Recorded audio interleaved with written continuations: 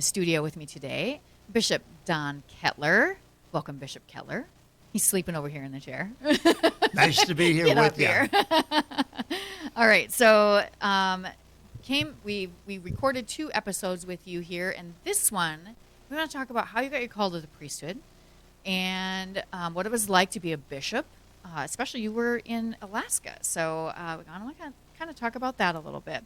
Sure. So, Bishop Kettler, if you would begin, Bishop Kettler is a retired bishop. He is from this area. So, will you please start by telling us where you grew up, tell us about your family, those kind of early things. Yeah, and it's good for me to say something because, of course, my family home was just 4 blocks from here. Right. So I grew up as a member of my family as a member of Cathedral Parish. Sure. And we're in the pastoral center. Well, this is where I went to school. And so now there was a grade school, which was out where the parking lot is now. Okay. But it was a square, 3-story building. Had 4 classrooms on each floor. Sure, yep. And it went from 1st grade up through 6th grade. Okay. And then we came over here to what we call the high school Okay. building. And the 1st floor was 7th and 8th grade. Uh-huh. And so that's So this was the that's high what I school did. building. This was the high school. And on this floor and the floor below us was the high school. Okay. So it looks a little different now, I bet. Well, yeah. And Just a tad. I did not go to Cathedral High School here. Okay. Either. I was planning to. I finished 8th grade here. And then I'd been thinking about seminary, I think, a little bit. Okay. Why? Well, I've got relatives that are priests and, Okay. and relatives that are nuns. Uh-huh. I really liked the clergy that were here at Cathedral. Okay. And so I was always thinking about it because of what I've seen. But I was intending to go to Cathedral High School, Okay. which was here in this building. Okay. And then I went to a vocations camp Okay. at Blue Cloud Abbey, now Sure. Abbey in the Hills. Yep. I went up there. I went in the summertime primarily because I enjoy sports and I played a lot of basketball. Okay. And so I went there because they'd have an opportunity to do that. Okay. And so we were there for a week, and one of the days it was raining outside. We didn't get it. It was just people were sitting around, and one of the people from Sioux Falls there said, well, I think I'm going to go to the seminary. The scholastics, the monks who are still in studies, they would be around giving talks and Sure. stuff. So that's why this all came up Sure. for us. And the thought came to me, and I guess it was probably God calling, well, maybe I should do that too. Mm-hmm. And so I went home and said I'd like to go to the seminary. And my folks were not that anxious about it. But they were like, you were from a good Catholic family. Like, Yeah, but they would say they didn't see any reason why I wouldn't just go on to Cathedral High School Sure. like they expected me to do. Right. And so I had to kind of convince them a little bit. And then I said, well, I found a book for Trinity High School Prep Seminary down in Sioux City, Iowa. Oh, okay. And I said, well, could we go and talk to them and look at it? And so they said, sure. And so we did that.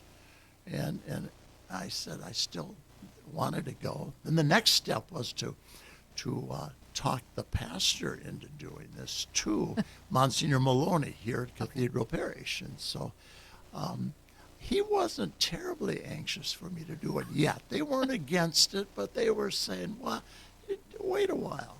So they felt like you were too young? Yeah. Okay. Sure.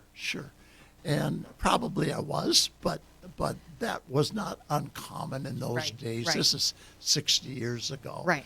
And it was not uncommon. And so then I went to high school down at Trinity for the 4 years. Then I went to, I was looking for where do I go next. And really, the diocese doesn't do an awful lot with you on those things Right. in those days. Right. They pretty much had you figure it out yourself. Yep. And so I looked around and I found 2 places in Minnesota to go because Trinity only went up through the 4 years Sure. of high school. Sure. And so I found St. John's near St. Cloud, and I found Crozier near about 60 miles Okay. outside of St. Cloud. I haven't heard of that one. Is that But still they're open? both in the Diocese of St. Okay. Cloud. And I had a really important reason for going to Crozier, and that was that Crozier board and room and tuition and everything was $850 a year, and everything at St. John's was only $1,200. Only. But then I went to Crozier for 2 years of college, first 2 years, finished up there, and then was expecting to go to St. Paul's Seminary. Oh, in Minneapolis. In Minneapolis, where most of our guys went. And one of the other people from Sioux Falls Diocese, Mike Driscoll was his name, Oh, from yeah. Madison. Yeah. He was a smart student, much more so than me. And he wanted to, along with his philosophy degree, he wanted to go someplace where he could get a math degree as Oh. well. And so he must have talked to Bishop Hoke and said, I'd like to go someplace where I could do that. And so Bishop must have said okay to that. And then all of a sudden, I got a letter saying you're going to St. Paul or to St. John's, John's. and that's how I did that. Oh, okay. Backing up, just one other thing about that vocations camp. Yeah.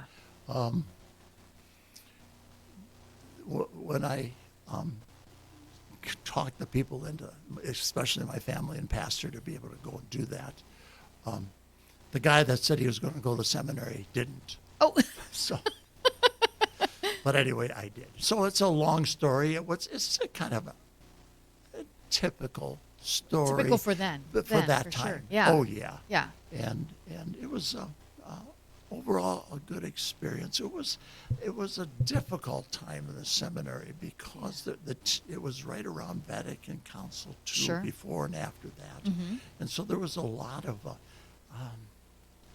changes in the church, lots of different needs, and so I was really happy to have been able to go to St. John's because they had kind of begun updating their seminary style Oh, sure. over St. Paul's Seminary. St. Paul's Seminary now has changed a lot Right. now, but back then they had done a lot more than St. Paul's Seminary. So that was an advantage to be able to go there. Yeah.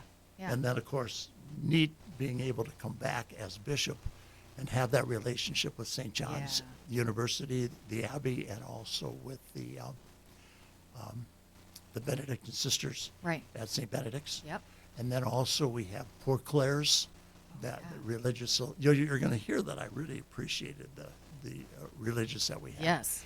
And then we had Franciscan sisters in Little Falls who are missionary signs of St. Francis's poverty. So we had some neat folks Yeah. at seminary there. So, Yeah. So that's how I got ordained. Right. I When was that? When was your ordination? 1970. Okay. And then ordained with another priest from Cathedral Parish, Father Steve Barnett. Oh, sure. We were Yep. we were ordained together.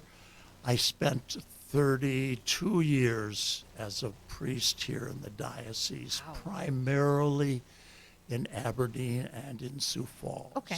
And one of the things that I worked on and did was to start a full-fledged tribunal. Oh, sure. And so eventually, after I started with another priest, Father Tony Opum, the tribunal here in the diocese, I went back to Catholic University to get my canon law degree. Okay. And then it was served here as judicial vicar for about 20 years. Oh, wow. Overseeing the tribunal and mostly working with marriage situations, adult Yep. annulments and so on. Yep.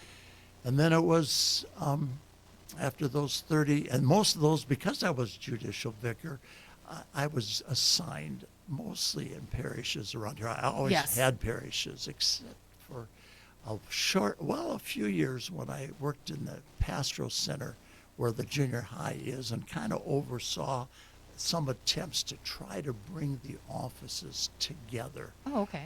In the diocese. I did that for a few years, but Sure. most of the time I was a priest, a pastor. Yeah. And I think I was pastor of 4 of the parishes in Sioux Falls Sure. during those 32 years.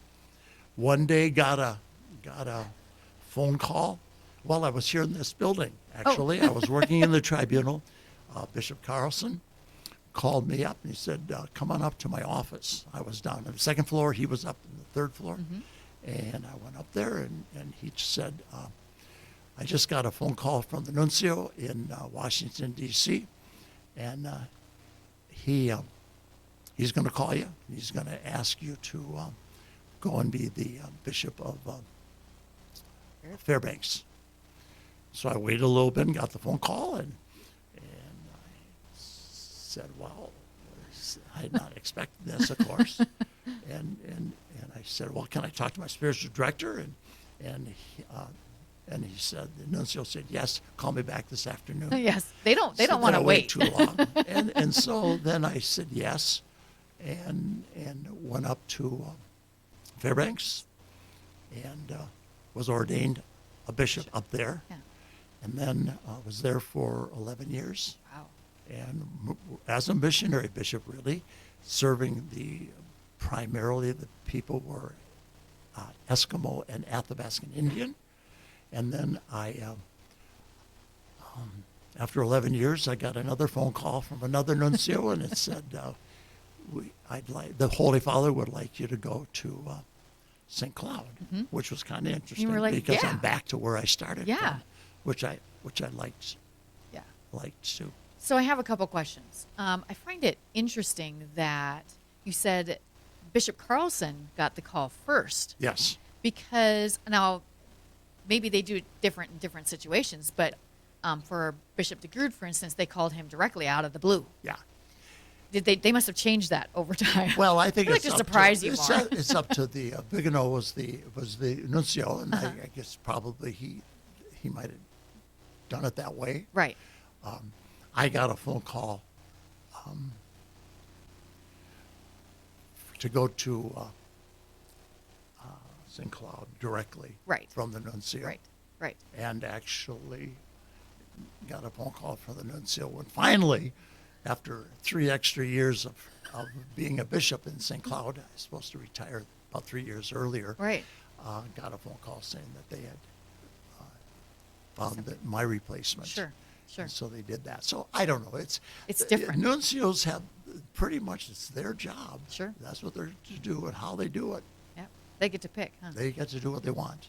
Okay, so what was your time like in Alaska? Because most of us haven't been to Alaska, and you said this is a mission parish. So Right. what is that? Or mission diocese? What's the difference between a mission diocese and a regular diocese? Usually, basically, it means that your people are minorities, Okay. are native peoples probably, and are living a different kind of a lifestyle. Okay. And in Alaska, it's called the subsistence lifestyle. It's a Okay. lifestyle where they live on hunting, fishing, and gathering, and still do today. Right.